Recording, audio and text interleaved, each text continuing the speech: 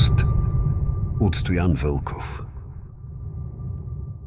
Според официалната археология, голямата пирамида е построена от фараона Хеопс, който царува някъде между 2620 и 2580 година преди Христа.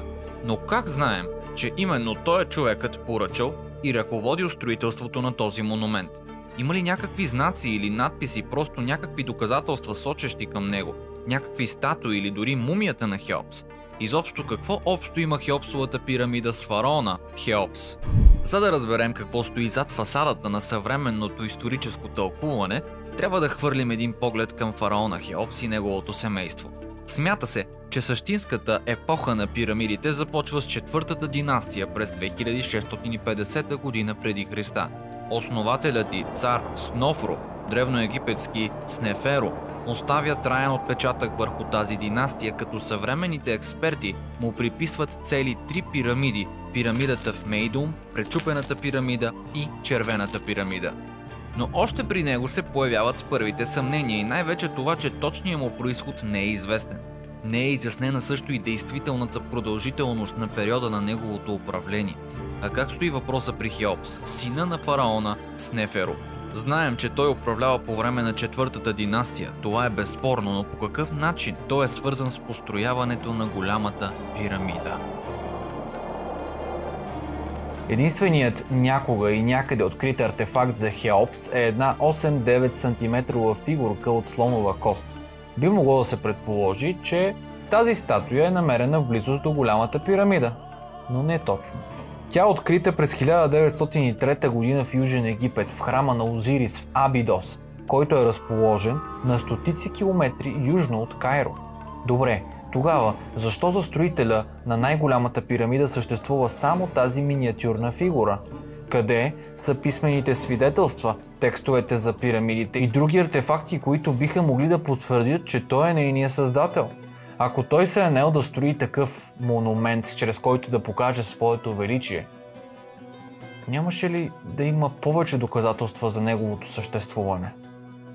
Всъщност, за построяването на голямата пирамида, днешните археолози се позовават предимно на съчиненията на историка Херодот, живял около 450 година преди Христа. А за летоброенето днешните учени се опират на царските списъци на Мането, върховният жрец от Хелиопол от 3 век преди Христа. Преди повече от 2000 години назад, някои от най-големите историци за времето си, като Диодор, Плутарх и вече споменатия Херодот, са посещавали Египет и стоейки пред голямата пирамида, са задавали на местните свещеници въпроса «Кой я е построил?», но това, което свещениците отговаряли, било «Не знаем», защото пирамидата е построена преди големия потоп. И сега идва въпросът как тогава стигаме до името на Хеопс? След като е прекарал 4 години в Египет, Херодот пише 2 книги по темата. Във втората си книга той споменава, че някой му е казал, че голямата пирамида е построена от тиран на име Куфу, т.е. Хеопс, но и дава нагледен пример за това колко е древна египетската история. Той пише, че жрецът на Тебен му е показал 341 статуи, всяка от които представлява едно поколение висши жреци, които са от преди 11 340 години. Но никой друг от тогавашните историци не споменава името на Хеопс. В египетската история съществуват записи, датиращи от периода до 3100 години преди Христа, които са признати от египтолози и така са намерили път до съвременните исторически книги. Но има и записи, които датират няколко хилядолетия преди това, които обаче не са признати от египтолозите. Сред непризнатите от тях записи са древни царски именници, които разказват за хилядолетия по-ранни епохи, датиращи чак от времето на така наречената Златна ера, когато боговете още са живеели заедно с хората на земята или още наричана Зеп Тепи. Защо тези записи не са признати, е един от въпросите, който изниква. Тези текстове, изписани върху египетските храмове, като този в Дендера, например, разказват, че произходът на Египет е много по-стар от това, което предполага традиционната археология.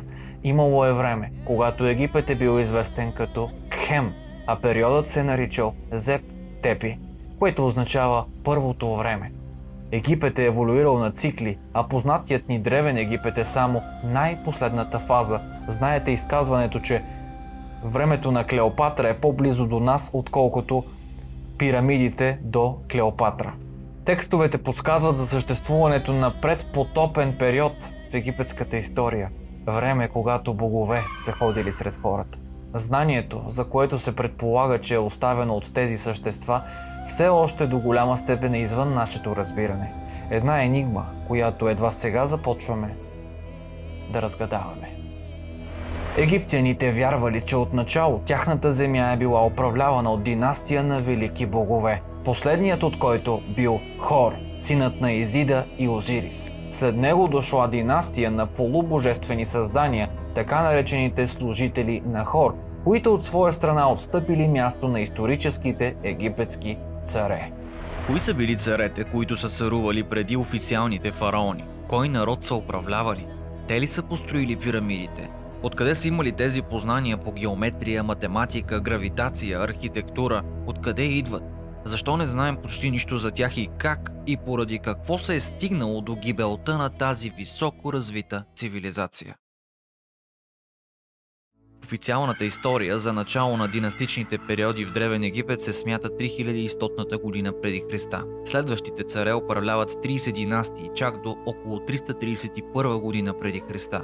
Съвременните египтолози са на мнение, че преди този период в долината на Нил, до някъде сравнимо с европейската праистория, са живели нискоцивилизовани хора, което според историческата периодизация съответства на старокаменна, среднокаменна и новокаменна епоха.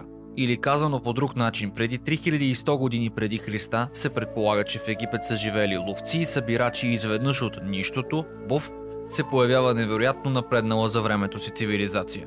Ако погледнем назад във времето, на хората са им били нужни хиляди години, за да разберат кое сечиво от какво да се направи, за какво е подходящо, как да правят сплави, как да изработват оръжия. Голямата пирамида е построена от над 2,3 милиона каменни блокове. Всяка една технология на строителство изисква време. Трябва да еволюира, да се подобри. Работниците трябва да се научат как да секат блоковете, как да ги пренасят. Ако погледнем Хеопс, исторически погледнато, неговият дядо идва от каменната епоха.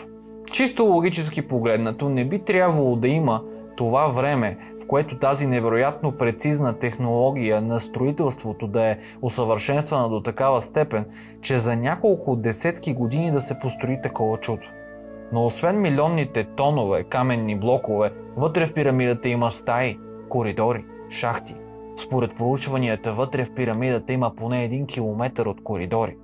Тоест, при строителството е било необходимо да има планиране и детайлен инженерен дизайн. Когато имаме една сграда, имаме инженер, имаме архитект, имаме планове, имаме чертежи, някой мисли, някой измисля математиката за цялото нещо, откъде влизаме, откъде излизаме. Как се е случило това в голямата пирамида в Гиза, ако тя просто е един монумент в чест на фараон, който вътре прави своя гробница? Защо са им тези подробни изчисления до наистина близо до перфектността? Диодор, друг античен историк, който пише 43 книги, е запознат с книгите на Херодот, но оспорва написаното, твърдейки, че пирамидата е построена от фараон на име Саурит. За Саурит се споменава и от няколко арабски хронисти. Вероятно, най-известният останал и до днес арабски текст е произведението Хитат на религиозния учен Ахмад ал-Макризи. Този текст представлява сборник с различни арабски научни текстове на лекари, архитекти и други учени, които се занимават с историята и топографията на Египет. Едва през 20 век части от неговата историческа книга са изследвани по-подробно, като се установява, че в произведението си Ал-Макризи частично дори дословно е заимствал някои изречения и цели пасажи от по-древни арабски историци. В главата за пирамидите Ал-Макризи включва всички известни по негово време документи, с които разполага. Той разказва, че голямата пирамида не е построена от Хеопс, а от дълновидния цар Саурит, който е бил въведен в познанието за звездите, обърнете внимание, от самия Бог. Той го предупредил, че на Земята ще настъпи катастрофа, но една част от света, там където ще има нужда от наука, ще остане. В отговор на това Саурит, известен още като Тот или Хермес Трисмегист, построява голямата пирамида. Има хора, които казват: първия Хермес, Саурит, Тот, наречен трижди могъщ, заради качествата си на пророк, цар и мъдрец, прочете по звездите, че ще дойде потоп. И нареди да се построят пирамидите и всичко, за което се грижеше и което можеше да се загуби и да изчезне, той покри там, за да го закриля и пази. Според арабските хронисти, под и в пирамидата има хиляди книги, написани от Саурит за бъдещето на човечеството. По-интересното е, че наскоро, вече с нова технология, учените откриват неизвестни досега стаи и празни пространства в пирамидата. Точно така. Но ние нямаме достъп до тях, защото коридорите, водещи до тях, са прекалено тесни и е необходима някаква по-модерна технология. Тоест дори и в момента те не могат да продължат да ги изследват и да видят какво има вътре или отвъд. Възможно ли е в тези кухини наистина, както се твърди, да се пазят древни книги, носещи познания за човечеството? Саурит, за който Ал-Маркизи разказва, е същата фигура като Енох в еврейската традиция. Енох, който е описан как огнена колесница го взима в небесата, където получава знание. Ако прочетем и се разровим в книгата на Енох, ще научим за делото на Тот от еврейска гледна точка. Според нея Енох е посветен в мистериите и тайните лично от библейския Бог, защото, както се разказва, Енох постоянно се разхождаше с елохимите или с Елохим, в зависимост от кой превод попаднем, и в двата случая боговете. А елохимите са онези точно, които са слезли от небето на земята. Създали са хората и са влезли в интимни отношения с техните жени. История, която се повтаря по най-различни начини в нашата история. Сменяме понятията, за да обясним едни и същи явления. Сменяме формата, за да предадем една и съща информация, бих добавил аз. Тоест, те не са били от земята. Много страшно да се каже. Спокойно. Задачата на Енох е била да предаде на своите потомци цялото знание, което е получил от елохимите. Разбира се. Идеята е да не гледаме на цялото това нещо с страх, с това, че ще дойде нашествие, с това, че някой тук ще дойде да ни накаже и деня на страшния съд ще дойде. Тези, които осъществяват съдника, сме самите ние. Тези, които най-много можем да се осъдим, сме самите ние. И тук излиза въпроса, защо ние да се съдим? Не сме щастливи от тези, които сме в момента. Бихме искали да сме някой друг.